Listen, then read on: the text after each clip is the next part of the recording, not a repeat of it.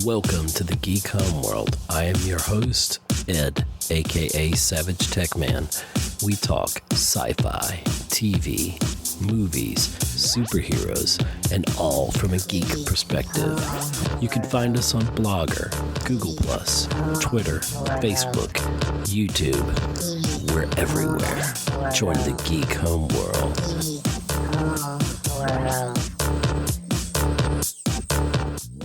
Hello, everyone, and welcome to another episode of the Geek Homeworld podcast. This is Ed Ciucevich, aka Savage Tech Man, and welcoming back to the podcast is the always great and informative Scott Schreiber. Thank you, sir. Frequent flyer now, huh? Yeah, frequent flyer, and you may be hearing some more from Scott in the future, but we won't talk about that later. Sure. Surprise. Did you like what I said? I said we won't talk about that later. So anyway, so if you haven't checked out our behind the scenes Gemini Man episode, go out there and check us out at geekhomeworld.libsyn.com. That is geekhomeworld.libsyn.com.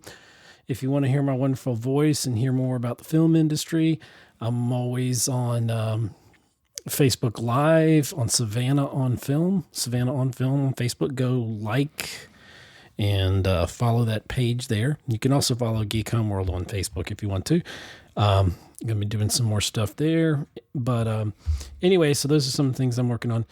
But yeah, the podcast, this is a spoiler-free episode of the Geek Homeworld podcast. We're going to talk about it all. We're going to talk about it all. And what are we going to talk about tonight? Zombieland Double Tap. And it's been 10 years. 10 years since the first. And it's kind of, I was really surprised that it had been that long when I looked at it. It's like, it's funny to see where the four main characters, these actors, where their careers have gone. I mean, obviously Woody Harrelson has always been an A-lister since Cheers, but it's, since the first Zombieland, we now, all four of those now have Academy Award nominations. Emma Stone has an Academy Award win, so it's just kind of funny to have those four incredible actors at the heart of this zombie, this apocalyptic comedy, which it is a comedy first and foremost. It was hilarious. It was hilarious. And I don't know if I said this, but I'm going to say it. Spoiler warning, this whole thing, I don't have time for no foolishness, so we're just going to spoil the heck out of this film. Yeah. We're just going to talk about it. It's just a fun movie anyway. It's not like we're going to ruin your day. Right. So here's your cast. Woody Harrelson as Tallahassee. Jesse Eisenberg. He's never done anything other than, he was never in any DC movie. Oh, okay. Ouch. Ouch, we're taking that out of there. Sorry, Lex. You taking him out of the... Yes. But Jesse Eisenberg plays Columbus. Emma Stone plays Wichita. Abigail Breslin is Little Rock. Yeah. And those were your core four with their Academy Award nominations. Your core four. And then there is Zoe Deutsch. Yeah, Zoe Deutsch, who actually steals this movie. I mean, she makes this movie worthwhile. She plays Madison. She plays Madison, and a very vapid character. And it works so perfectly. She steals the show. She really does. I laughed every time she was on the screen. Absolutely. I mean, I felt like, because with the four main characters and then adding her in later, that's when the movie really started to pick up, because I kind of felt like they were getting their footing, and let me catch you up on 10 years. This is where we've been. And I love the fact that what is it, Generation Z or whatever, they end up in this place called Babylon. And all these, it's so generational, where they realize that they're not they're not like the end all be all. They're kind of like considered to be the old folks of this, and especially Woody Harrelson's character. But Zoe, her performance is exceptional in this. I've always loved a good dumb character. Like if you can really have a well written dumb character, that's gonna sounds strange when you say it, but I know what you mean. But it is. It's kind of like, and they reference it right away, like the classic well-written dumb character is Homer Simpson. And so Homer gets a nice little homage here as they name certain zombies Homers. And that's Homer Zombie in Snow is John Dixon. That's how he's credited on IMDb. And we have some other characters. Fun fact about Zoe Deutsch. Yes. If you did not know this is Leah Thompson's daughter. And you can really see it when you know that. You're like, oh yeah, she looks just like her. Okay, I was just watching a video about Terminator, and I'm so excited for Dark Fate. Yeah. I don't care if it's good or bad or whatever. And the video was comparing it to the Back to the Future trilogy. Yeah. So how ironic that video came up and I was watching it. There. Yeah, full circle. And yeah, her character steals this movie. She really does. And I don't know, like maybe a supporting actress is a little bit of a stretch, but she really does carry the movie. You know? And I'm not so funny trying to be politically correct or anything, but she plays the dumb blonde. Yeah. And it works. They even kind of make fun of not of stereotypes per se. It's just a fun film, and it's you go in. She's not. I'm sorry. Right. She's not entirely dumb either. She's actually pretty smart. There are a couple of points in the movie. One where she's explaining this app that she would really like to create, where strangers drive around other strangers, and obviously Uber. But the other three, they're like, that's a stupid idea. Who wants to get in a car with a stranger? And that whole part is so brilliant. Like, it's so funny. And so, like, it does make it to where, okay, maybe she's not that smart, but, you know, she's smart enough to make it and survive. Exactly. And, she totally made the movie and the Bill Murray. I guess those would have been flashbacks. Yes. It would, yes, because they were hilarious as hell. It was kind of mid credits, and then it was after the credits, right? Yes. Well, it was. Yeah, that was the end credit scene. Was they had to throw that in because it really is, as far as the storyline goes, it doesn't fit anywhere in the story. It's just like, okay, we have Bill Murray back. Right. The end credit was where he was practicing saying. Well, he was doing the press junket for Garfield 3. Right. Flabby Kitty, Flabby Tabby. Flabby Tabby. Yeah, Garfield 3, Flabby Tabby. That was so great because he's gone on record like how he really doesn't. He regrets doing Garfield, right? And so this is kind of a play on that where he's like promoting his trilogy of Garfield. I think he was the perfect type of personality for Garfield. I mean, at least the first one, I don't know, but I don't know anything about the second Garfield. Yeah. But yeah, that was like his cameo in the original is possibly the greatest cameo of all time. So you kind of had to bring him back for this, right? And I'm glad that he came back, and so the end credit scene is like outtakes of him saying the things in the press junket, but the mid credit scene is the funniest one where he's just going on a romp because Al Roker. Yeah, he's in the press junket getting, interviewed by Al Roker, and Al Roker turns into a zombie in the middle of the interview, and so Bill Murray has to go full on assault and take on all the zombies. And then he goes out to the convention center, and all these people are going crazy. And there's one lady, "Oh, Bill Murray, I loved you," and whatever. And then this zombie comes racing in, and he's like, and he's dropping Ghostbusters reference. They're playing "I'm All Right" from Caddyshack, Kenny Loggins, and it's just hilarious. And he drops some other lines too, and I'm like, I love it. His last line is "I hate Mondays." It was so great. Which is from Garfield, yeah. And oh my gosh, that was really a high point in the movie, and it just, I felt like they all had fun making this movie. You could feel that. Right. This isn't going to win any awards for best script. Right. It's plot wise, it's pretty thin, but it doesn't matter. This is just supposed to be a fun movie, and I mean, we laughed throughout. I mean, we did. Oh, and there were some people that weren't. It seemed like they were afraid to laugh or whatever, but there was some people laughing out loud, and I laughed out loud. Oh yeah, and there was one guy talking to the screen too. Yeah, he was excited about it. He was enjoying. He was really excited about the Bad Boys preview too. Yeah. Which it was nice to see that there was a parent down there with a kid. Yeah, and then the Red Band F-bombs trailer, and F-bomb trailers and Bad Boys, and I'm like, that's some good parenting there. And but anyway, yeah. So I mean, I like the cast. I love the doppelgangers that they had. So they brought in Owen Wilson, who's basically the Woody Harrelson doppelganger. Luke Wilson.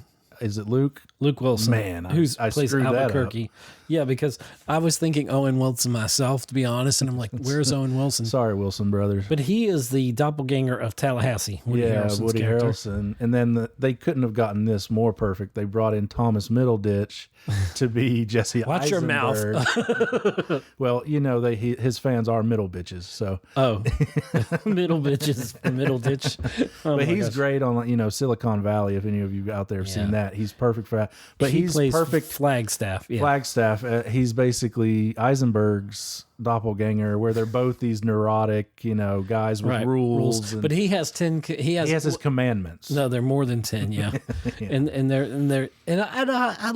I have forgotten because it's been so long since I watched Zombieland. I've watched it several times. I own it and everything, of course, and it was nice to see how they did the graphics, and the graphics would kind of explode in the gunshots and the fights. And see, that's that style that Ruben Fleischer, the director, like he set forth in that first one, and he's really good with comedies. He's kind of had a couple of bombs when he's gone into drama. Venom was one of them, and it made money though. Well, critically, I guess you're right. It did make money. It made too much money. And then there was another one, Gangster Squad. I think he did too, with Ryan Gosling, Sean Penn.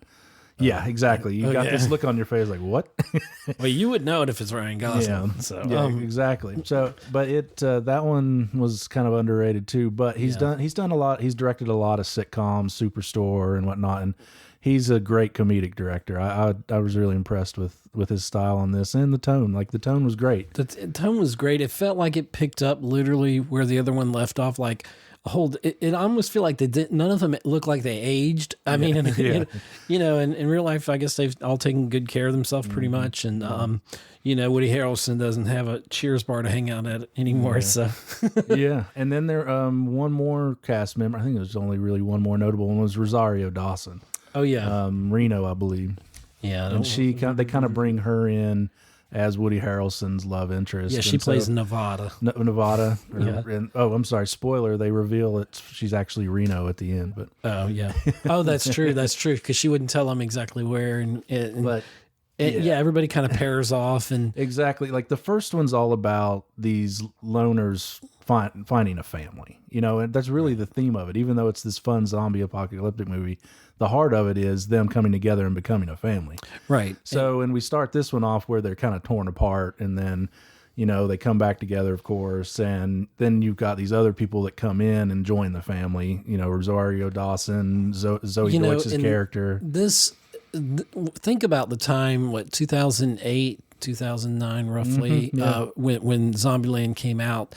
It predates Walking Dead on TV, and it's funny they're even reading. He's reading the comic. It's like this makes no sense. He says this is horrifying, but this is not realistic. Yeah, and where there might have been some, I saw an honest trailer where they're talking about about Zombieland, how there's hardly any zombies getting killed. Oh, they're getting killed in this one, in very interesting ways too. Yeah, and it's funny, like the one thing too, where you're kind of thinking about like, how do they have electricity? And they do explain it very briefly and that's kind of funny because it's just like they're like, let's address this but move on because this is just a fun movie. Let's not get into the logistics of everything. Yeah, electricity works, and there's gas in every car they go. They don't think about it when they get rid of, and there's no Twinkies mentioned in here. I guess he got his Twinkies, and Tallahassee was happy about that, but he's moved on from Twinkies. I don't know.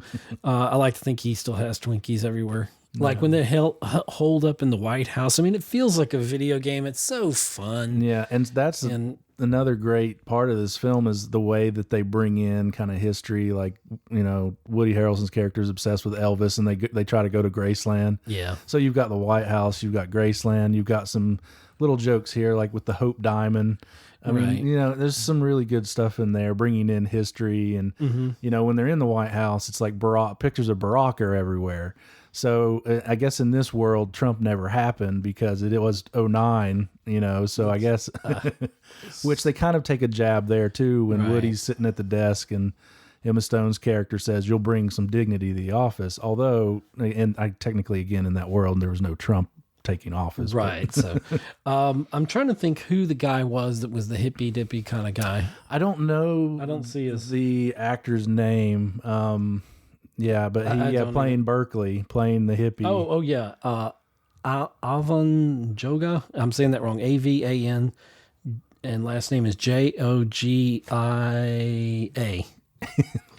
Joja, maybe. Joja, exactly. Joja. Just like Joja. I said it, right? But he was good too. I mean, he wasn't he was the pacifist, and yes, the one that will not, like, he's a pacifist in the zombie apocalypse, and that is hilarious. I mean, Yes. this is like, and he helps Little Rock. Is it Little Rock? Yeah, Abigail Breslin's character. Because her and Wichita. So Emma Stone and Abigail Breslin, they go off, and then they get separated. Yeah, and then that's really the driving point here. Right. They leave, and then they leave Eisenberg and Harrelson behind, and then while they're out, Breslin's character leaves Stone. So Stone comes back, and they're like, "We got to go find her." So that's how simple this storyline is, but it still works. It's fun. It's a road trip movie. There's a marriage proposal in there that, in the end, she simply says yes. Yes, it's very Jerry Maguire.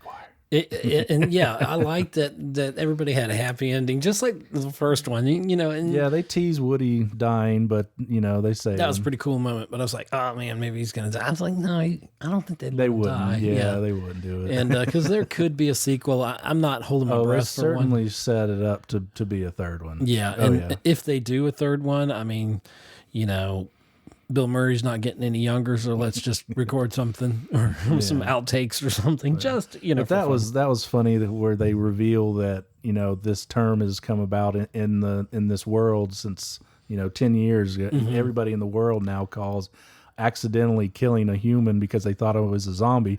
They call it Murraying. Yeah. So there's this little meta joke in there. Right. Which is great. and I was like, maybe she's saying something different and I didn't understand. I didn't catch it the first time. And then when she explained it was like, oh, that's hilarious. Yeah. And then of course we see Bill Murray later and all that. So it was fun top to bottom. They were in a mall and made me think about the local malls here that are not that rundown. Yeah, and I think that they were trying to pay homage to other zombie movies too, because she even mentions Dawn of the Dead when she's like, we found her in a mall. She's like, yeah, it was totally Dawn of the Dead. Oh my gosh, yeah. I can't even. And what I don't know, is it Generation Z? I don't know what the name of the generation after them. They're like, so like she just does such a great job. I forgot her name, Zoe Deutsch, as Madison, and she is just incredibly funny. And and if like within Hollywood, her star is already rising, but now I think this movie gets people to notice her, like common people, like normal, everyday people will be like, who is this? And we'll probably learn her name after this. Right. Her name will get more recognition, but yeah, I turned to you one point in the movie, I said, had she not been in the film, it would have been probably not as, it wouldn't have been as good of a movie. No, I hands agree. down. I mean, you said she totally she steals the show. Steals the show. Absolutely. Every time she's on screen, she just does zany stuff, and it's just right. And funny. When, the moment when, he has his of mice and men moment where he has to take her because they think she's a zombie. Oh yeah. And so he takes her into the woods and says, I gotta go teach Lenny about her. I'm sorry. That was too good. And then of course they don't show it and he shoots the gun twice. And that he doesn't kill her. I figured he didn't there. But because especially when it's like you're enjoying her on screen so much and she's the best part of the movie, you're like, let's not kill her. I mean, we want more of her in this. I was so busy laughing and just enjoying the film that nothing felt like it had real consequence to it. Like possibly shooting her off screen, somewhere in the forest, and then like Woody Harrelson making that jump. Now I did for a moment think that maybe they were going to pull him down. He was going to make the big sacrifice, but something would happen. And they give you a couple of those, like when they're surrounded, the core group of them, they're surrounded, and then that was pretty reminiscent of. I don't think they were all in the. That's when the carnival in the first one. Then Woody kind of gets surrounded by himself, I think. But that reminded me so much. I'm still a big fan of Left 4 Dead and Left 4 Dead 2 on Xbox. I love those games. They were the first co-op games that really took off years ago, and it was around this time, and Zombieland was out, and I went and saw Zombieland, and because I was watching that, and I was like, okay, cool. And I love that this movie doesn't take itself seriously. It's not trying to make any political statements or, women this or men that, and and it's just it's fun, all equal, yeah. Yeah, it's fun, kick-ass fun, and it's a fun movie. I would go see it again, and I think you mentioned you would like to see it again. I would, yeah. I mean, it's one of those fun movies. It's like I get if you want to kind of rip the script apart and the fact that it's very simple, but it's funny. I mean, that's and you want to be entertained. It's actually so well put together. It's a simple story when you think about it, but they don't try to overcomplicate it too much, and it works. I mean, if they, because movies can go so wrong, you can either overthink it or you can rely on visuals versus a story or whatever. But this film it didn't take itself serious. It was having fun. Everybody just felt like I felt like every actor in this film, no matter who they were and like the crew must have been so much fun. It definitely must have been a blast. Part of this was filmed in North Georgia, roughly. Yeah. And some in Quebec, I think, or Ontario, somewhere around there. Yeah, I think it's Quebec. That's what it said. Yeah. And so yeah, it was, I was looking at some things like that looks familiar, Yeah, I mean, they probably did use some of where they've shot The Walking Dead because, it's kind of already built into the landscape. But, The Walking Dead to me is so played out. I mean, I jumped off that train already, and I'm not saying I won't come back for the finale or whatever, but I think as long as, we'll get off track a little bit here and talk about Walking Dead, but I think as long as they, this season, they've set up, the new one, they've set up more, Carol and Daryl, and they're kind of getting back to those first two characters. So I'm very, very excited for this new season because we're going to see more of them.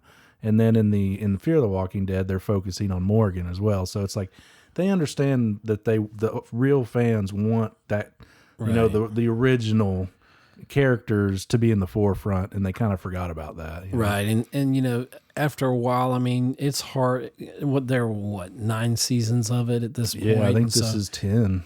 10, yeah. So it's like, how do you keep something that fresh? And, I know they have the comic books or graphic novels or whatever the comics to pull from, but Zombieland was different. Zombieland is just fun, and it's just, it's going to make you laugh for a couple hours. You'll forget about everything in the world, and you enter into this world, and you're rooting for them. You feel like you're part of the team there, and I thoroughly enjoyed it. I haven't laughed that much in a while, so it was definitely funny. I mean, we both saw Jexy recently as well. That was pretty funny. Yes, we didn't see it together. We saw it separately, but yeah, we saw Jexy and with I always forget his name. Adam Devine. He is just hilarious. I can just kind of look at him and start laughing. Because he's just a comical. He does comedy so well, but he can do a little bit of drama. But that movie was pretty hilarious too. But I was laughing pretty hard. Script wise, it's not quite as good. It's not as good as Zombieland. Yeah, because Jexy kind of does this whole formulaic rom-com thing in between all the funny parts.